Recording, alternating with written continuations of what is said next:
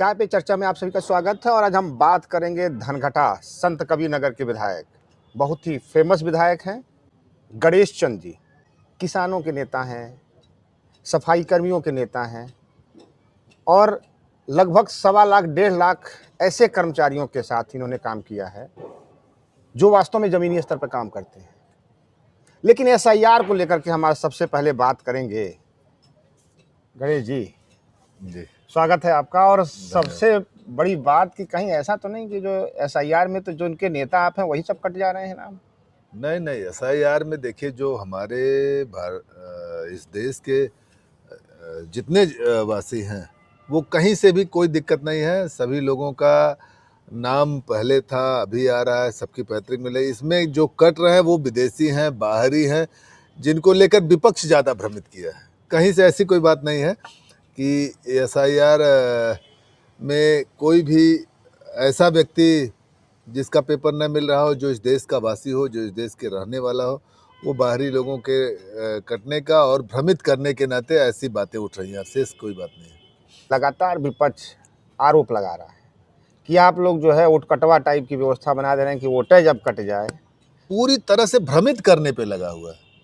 वो एसआईआर का फार्म पहले भरे, लेकिन अन्य लोगों को भ्रमित कर दिए कि एसआईआर के फार्म से ऐसे करने, और वो उनके लोग इस कड़ी में थोड़ा अगली भूमिका में आ रहे हैं कि हमारा वोट केवल बढ़ जाए, हम भ्रमित करके अन्य लोगों को न पहुंचाएं। जैसे तमाम सारे जगहों पर हम लोग देख रहे हैं। अभी एक उदाहरण मैं आपको देना चाहता हूं कोवैक्सीन का। कोवैक्सीन जो भ्रमित कर रहे हैं वो पहले जाके लगवाए। वो कह रहे थे भाजपा का वैक्सीन है और पहले जाके अपने लगवा के चले आए और देश को भ्रमित कर रहे थे। देश बीमार हो जाए, प्रदेश में कुछ भी हो जाए, कोई दिक्कत, कोई चिंता नहीं थी, वो भ्रमित करने में आगे थे। आज एसआईआर अपना अधिकार है इस देश को व्यवस्थित करने का, देश को सुंदर करने का, देश को सजाने का एक बड़ा योजना लेकर आए, बड़ी व्यवस्था लेकर हमारा नेतृत्व आया है। और आज मैं धन्यवाद दूंगा अपने केंद्र के नेतृत्व का, जिस प्रकार से देश को संवारने का यह कदम उठाया है। चुनाव आयोग ने जो कदम उठाया है निश्चित है प्रशंसनीय है। मैं भगवान भोलेनाथ से, हनुमान जी महाराज से मैं प्रार्थना करूंगा ये सब दीर्घायु हो। ये ऐसी विचारधारा आने पर बहुत पुनीत का काम है।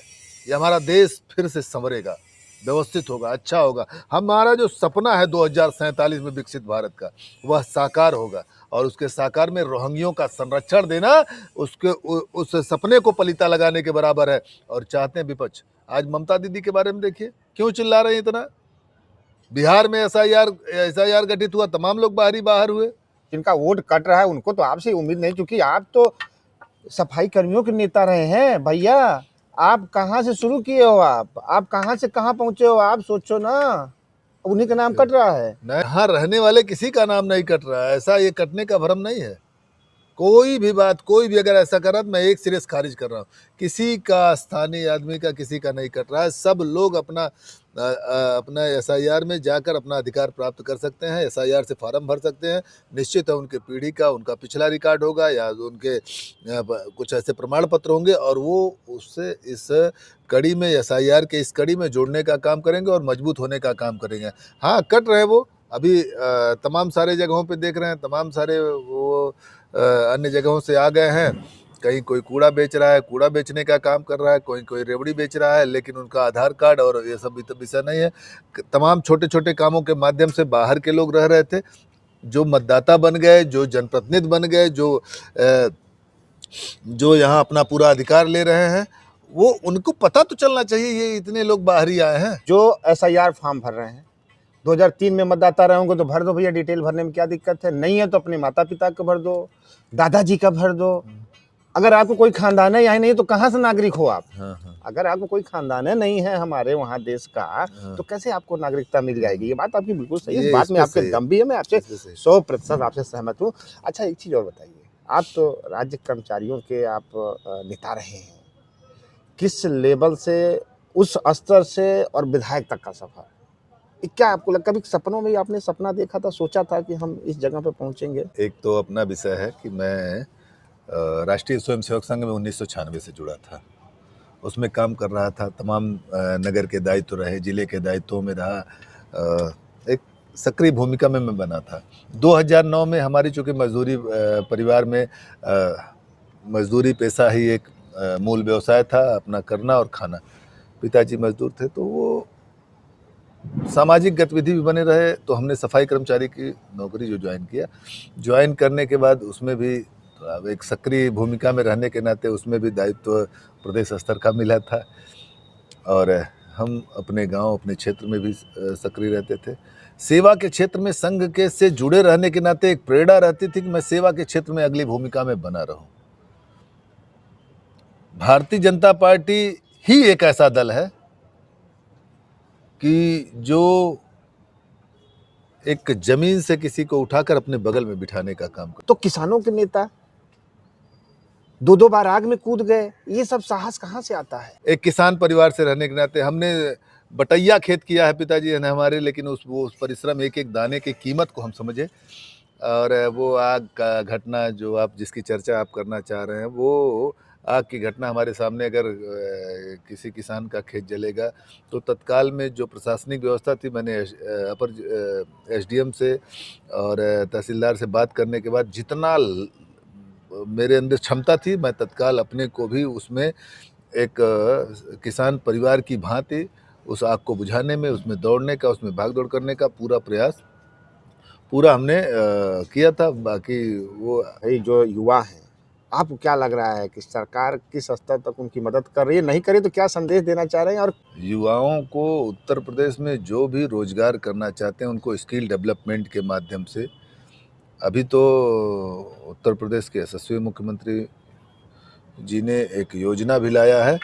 हर ब्लॉक में 800 सभी ब्लॉकों में एक एक उनको प्रेरणा देने के लिए, उनको आत्मनिर्भर बनने के लिए, उनके जीवन में कैसे वो अगर नौकरी की तरफ जाना चाहते हैं या व्यवसाय की तरफ जाना चाहते हैं, उससे कंसल्ट करने के लिए, उनसे समझने के लिए ब्लॉक में 25,000 रुपये मानदेय पर सभी विकास खंडों में एक नौजवान नामित होगा जो केवल युवाओं को प्रेरणा देने का काम करे, युवाओं को बताने का काम करे, युवाओं को दिशा देने का काम। आज तमाम सारे नौजवान, कई कई घटनाएं घट जाती हैं, वो थोड़ा मानसिक रूप से कमज़ोर हो जाते हैं, तो ऐसे नौजवानों के लिए भी एक अब केंद्र बन जाएगा ब्लॉक स्तर पे कि उनको अगर कोई समस्या होती है तो वहाँ जाके समझ सकते हैं। अगर उनको रोज़गार करना है, स्किल डेवलपमेंट के बारे में जानना है, जिला उद्योग के बारे में जानना है, तो निश्चित है वह नामित व्यक्ति उनको बताकर सहयोग करने का काम करेंगे। और नौजवानों का विषय, रही बात हमारे क्षेत्र का, तो हम नौजवान हैं और नौजवानों के बारे में ठीक से चिंता करते हैं। अभी हमारे यहाँ स्टेडियम गया है, स्टेडियम लगभग 5 करोड़ से ज़्यादा का वो स्टेडियम बन के लगभग तैयार हो गया है, और हमेशा युवाओं के बीच में रहने का काम करते हैं, उनके साथ। जब सत्र चलता है तभी आप लखनऊ आते हैं? नहीं, ज़्यादातर आप क्षेत्र में ही रहते हैं। आमतौर पर विधायक लोगों को तो जब विधायक बन गए तो राजधानी में, लखनऊ में घूमना चाहिए, तमाम विभागों में टहलना घूमना चाहिए, लोग करते। इसमें कहीं से दो राय नहीं है कि मैं अगर सत्र चलता है या मैं प्रतिनिधि विधायन कमेटी की उसमें बैठक रहती है तभी मैं लखनऊ आ पाता हूँ, अन्यथा मुझे लखनऊ नहीं, धनघटा की जनता ने एक सेवक की भांति चुना है, तो मैं वहीं रहना पसंद करता, और क्षेत्र में ही जनता के सुख दुख में अपनी भागीदारी सुनिश्चित करना मुझे अच्छा लगता है। मैं स्वांतः सुखाय के लिए, मुझे अपने आप में अच्छा लगता है कि हाँ, क्षेत्र में जनता के बीच में बने रहें। सर्वाधिक समय मैं उनको दूं जिन्होंने मुझे अपना मत दान करके, जिन्होंने अपने विचार को दान करके मुझे इस स्थान पे पहुंचाया, उत्तर प्रदेश की बड़ी सदन में। हाँ, कोई आवश्यकता पड़ता है तो चाहे वो किसी मरीज को लेकर आना हुआ या कोई ऐसा विषय हुआ। इतने छोटे छोटे सब्जेक्ट उठा करके लोगों की मदद करने के लिए जनरल स्तर पर लोग ध्यान ही नहीं देते हैं। एक पुरानी परंपरा जो हम लोगों ने अगर 2 दशक पहले नेताओं की देखी थी, तो आप तो उस पुरानी विचारधाराओं वाले युवा दिख रहे हैं। हमको वही मिला है अपनी पीढ़ी से।